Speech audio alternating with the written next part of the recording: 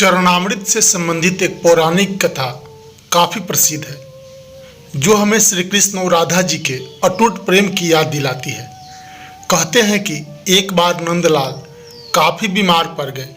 कोई दवा या जड़ी बूटी उन पर बेअसर साबित हो रही थी।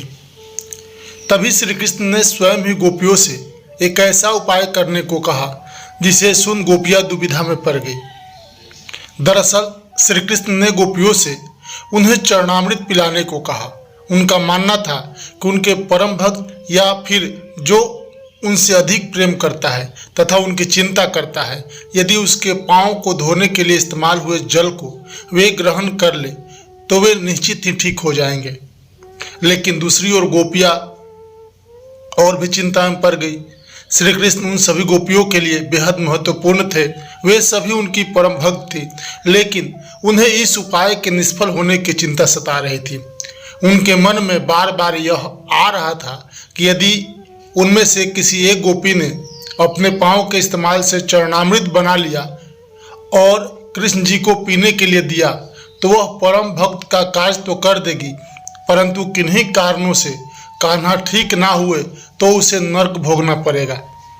अब सभी गोपियां व्याकुल होकर श्री कृष्ण की ओर ताक रही थी और किसी अन्य उपाय के बारे में सोच ही रही थी कि वहां कृष्ण की प्रिय राधा आ गई। अपने कृष्ण को इस हालत में देख के राधा के तो जैसे प्राण ही निकल गए हों। जब गोपियों ने कृष्ण द्वारा बताया गया उपाय राधा को बताया तो राधा ने एक क्षण भी व्यर्थ करना उचित ना समझा और जल्द ही स्वयं के पांव धोकर चरणामृत तैयार कर श्री कृष्ण को पिलाने के लिए आगे बढ़ी। राधा जानती थी कि वे क्या कर रही है।